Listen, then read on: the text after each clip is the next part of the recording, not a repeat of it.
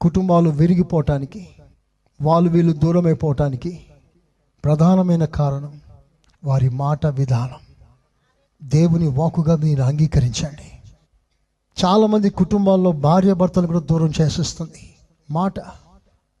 తుపాకీలో తూట కంటే నోటిలో మాటే పవర్ఫుల్ అట. బుల్లెట్ ఒక మనిషిని చంపుతుంది, కానీ మాట వందల కొలది మనిషిని చంపేస్తుంది. ఉన్న సంబంధం తెంచేస్తుంది మాట, లేని సంబంధాన్ని కలుపుతుంది మాట. మాటలో ఉన్న ప్రభావం అలాంటిది.